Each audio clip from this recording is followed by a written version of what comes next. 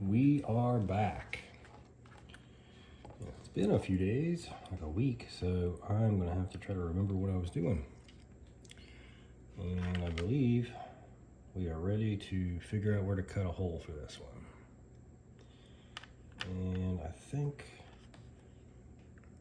I trimmed the corner of this little board off. It won't hurt anything. Just so that I can get it. And this is a pot that I cut the end off of, so I can just kind of place it in there. I'm figuring this out. I think it's going to go in kind of like that right there. Right in that area. And that should put it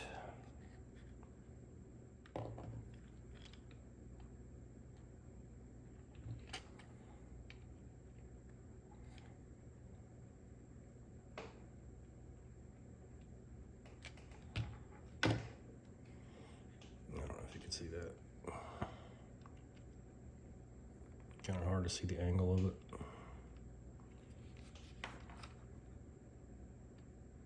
It'll be a little more obvious once I drill a hole in it. So I'll be back. All right, so I just used a regular power drill, 1/8 inch bit, and I drill a hole as close to where I think it's going to go as possible. And it's very tempting to just go, well, just use a bigger bit and then you just make the hole all in one. The problem with that is the larger drill bits in this kind of plastic tend to like grab a hole and tear chunks out, and it's very difficult to make an accurate hole with them. I've done it. I don't know other people have done it, but I think this is a way safer way to do it, is the body reamer. Just make a small pilot hole in the center where you think, and then you can slowly enlarge the hole, and you can kind of make the hole exactly where you want. So I'm going to take a look here.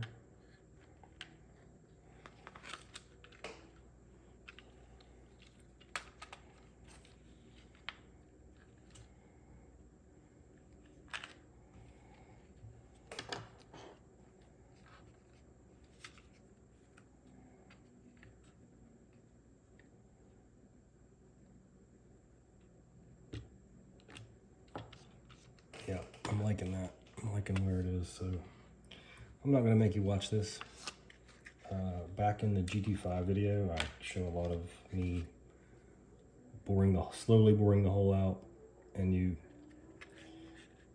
if you get like, you know, start the hole and you keep checking the pot and kind of looking, if it looks like you need to move the hole in a different area, you can just kind of, as you twist, you press the way you want it to go, and it'll only carve plastic off of that side. So that's how you get the hole, you know, nice and smooth and round and where you want. So I'm not gonna film all that, but I'll show you the end. So that took a couple minutes. I'm not done yet, but I'm gonna just show you that the hole's not quite big enough yet because the bushing part won't fit through it. But now the shaft will fit through it. I can kind of see better how it's going to sit in there.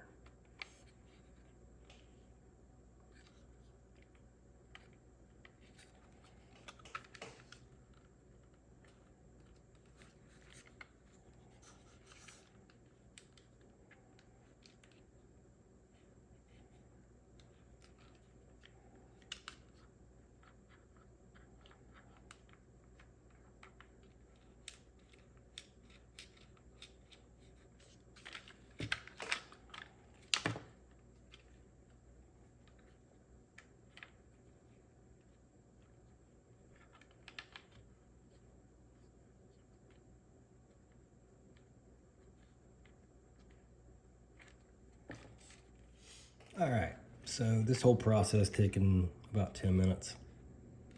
I got a nice hole in there I'm happy with.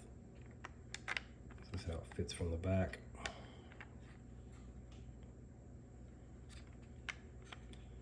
And that's what it looks like on this side.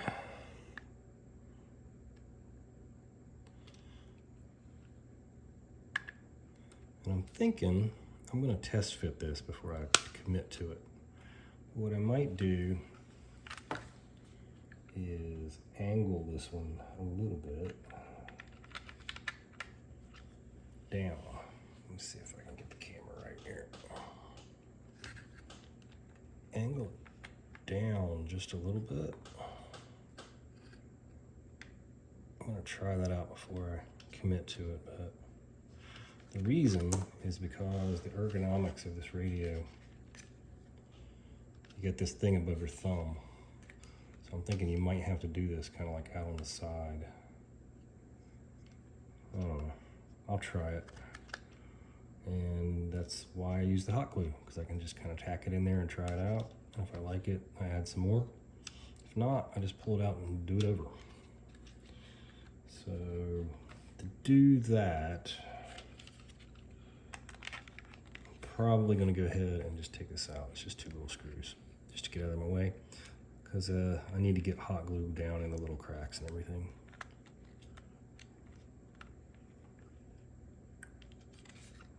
All right, I'm going to try that out. All right, I'm going to try something a little bit different this time. And because there's not a whole lot of room up here, I'm gonna angle it down a little bit. And what I've done to mock it up is I just put some mounting putty under there just to hold it in place while I kind of figure out what angle I want. I don't want an extreme downward angle, but you know, if you have big hands, big thumbs, you might have to get creative and angle it down a bit. Let's see if you can see that. See how it's angled a little bit. So I'm gonna go ahead and hot glue that in and see how it works. All right, so I got the hot glue in there like halfway. And I think that's just enough room for my thumb. If you got giant gorilla thumbs, you'd probably have to angle it down a little more or make the hole a little lower.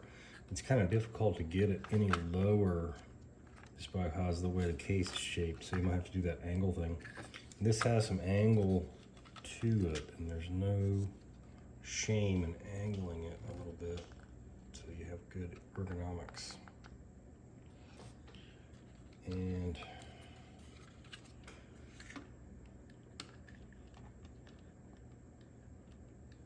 so that works, that works, that works.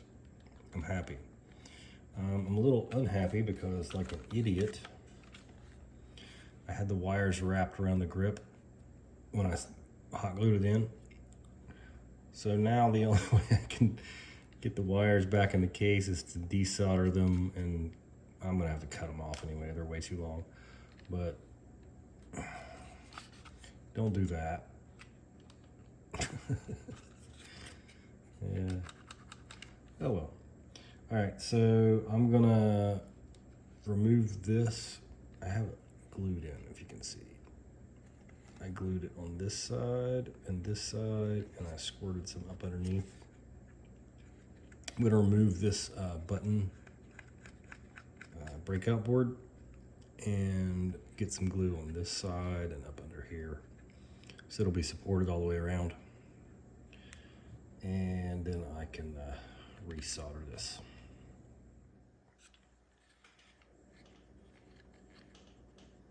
All right, I got the thing completely surrounded by hot glue. And now I can put this back in, make sure that still works, test the feel, and then I'll start soldering the wires. All right, so let's see what I got so far. So, hot glue all the way around it, button back in. I did leave a bunch of wire just in case you ever need to take it apart. It's nice to have extra wire. I tacked it down here with some hot glue. So I think the wiring's pretty much done.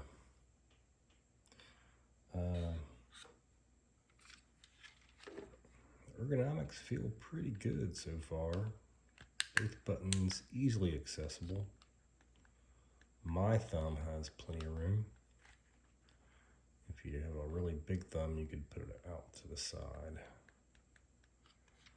So I'm pretty happy with that.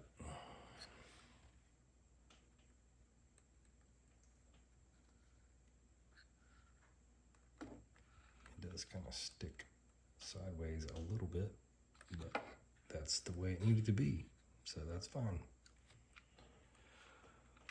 All right, so what do I got to do? What else is left? I'm gonna do a stop.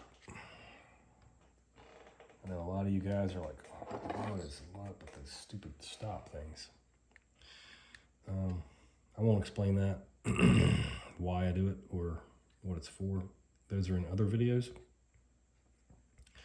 But when I'm drilling it, so I got the soldered leads up here. The center is right there. This is the long way. This is the narrower way. And I'm going to go from the center over to the long side. I'm going to go straight in down beside it. I'm going to try to get a hole so I can get that music wire right up underneath. And I'm not going to make you watch all that.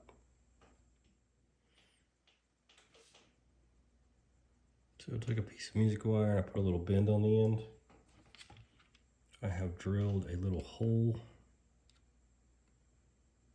I'm going to try to get this through it, which isn't always easy. Alright, so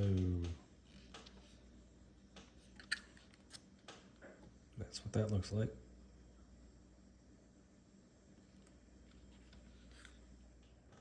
Alright, so I have trimmed off the stop so that it rides right underneath of the aluminum knob.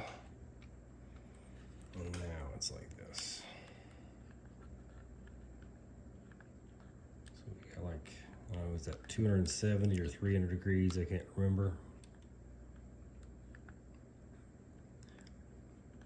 And that's with no stops in. If you want it to be less throw, just like look at this. That's how your steering goes. If you want super precision, leave it like that. If you want it to, you know, not be such an enormous throw, use some hot glue and put some stops in. So it'll be like this. And then you just adjust your endpoints. So I'm not going to go through that because I've done it before. I think I've shown that it's physically possible to do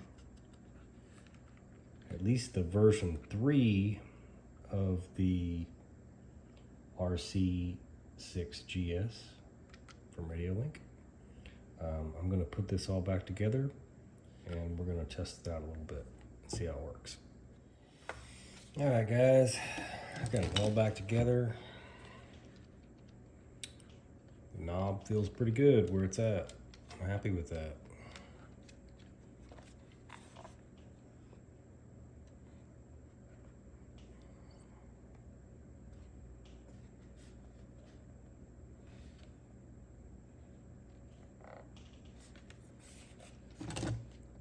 Can reach that button very easily. Nothing in the way there. I got full throw.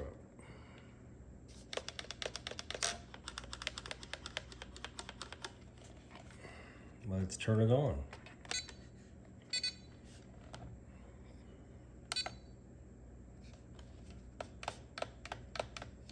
Steering works. Throttle works. Rear steer works.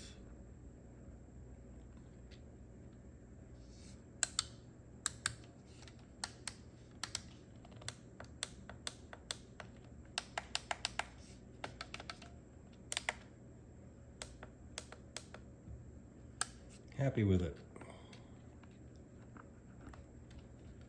Haven't put stops in yet. I'll probably put them at like that. about 180 degrees total.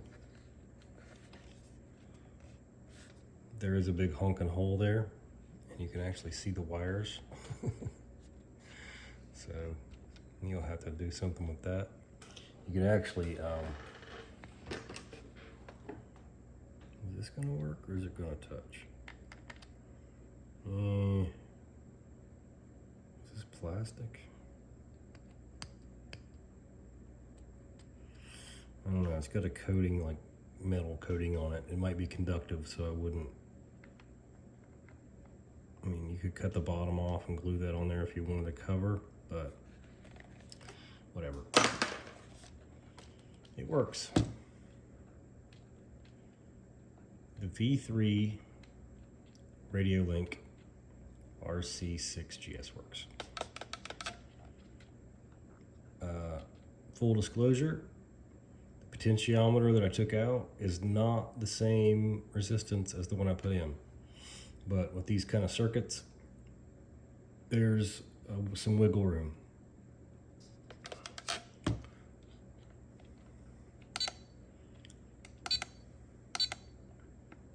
So the kit works for the Radiolink. Damn, I'm tired. I would hook it up and bind a receiver and do all that, but I'm gonna do that another time. I've already promised this to somebody. So it's probably the end of the Radiolink project. I don't know for sure if this will work with any of the other ones. The V2 or the V1, I don't even know what the differences are. I thought it was just firmware, but apparently there's some hardware differences. The whole reason I started this is because somebody contacted me. They bought a kit and they tried to put it in one of these Radiolinks and it did not work. And I think they maybe got a little sloppy with the solder, but I'm not sure. But they tried it over and over again and it would not work. And they thought it was something to do with the firmware. I'm not really sure that's actually what happened, but the V2 and the V1, I'm not sure. So I can't really say it's gonna work with those. And this is only the 7-channel RC6GC. So as far as Radiolink, this one seems to work. The other ones, I don't know.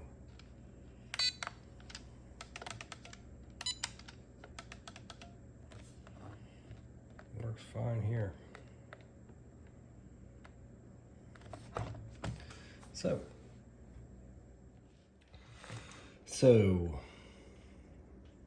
if you're gonna buy a radio with the intention of doing this,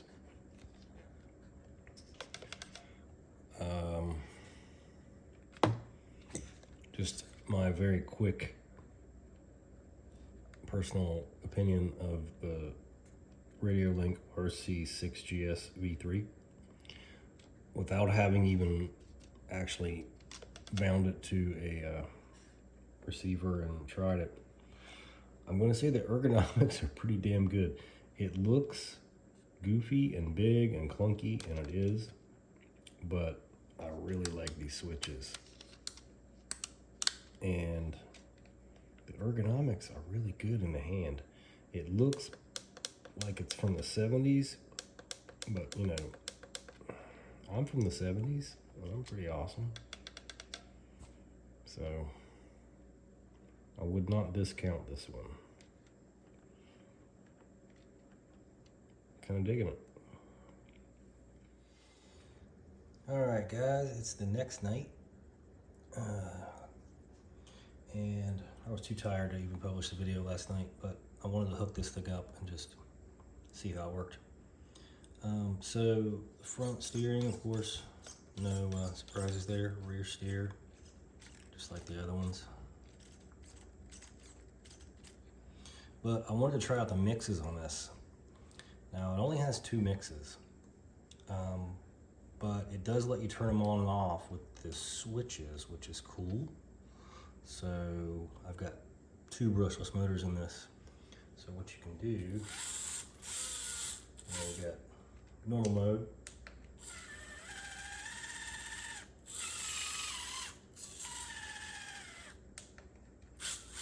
turn that on and off with a button press. The same for the rear or the front.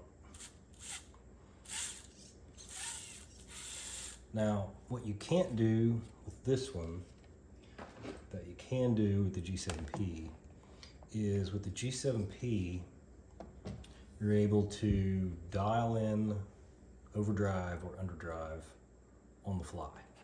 Using, the way I set it up is you click this back and forth and it goes up or down 10%. So that is really cool that you can dial in the overdrive or underdrive as you're driving. You can dial it in with the Radiolink, but not on the fly. You have to go into the menu and adjust it and then save it. So you're kind of stuck with whatever overdrive you decide to ride with, because you're really not going to stop in the middle of a climb or something and switch it. You could adjust it like between obstacles, but really it's not real practical. But yeah, so this is the buttons to turn on or off.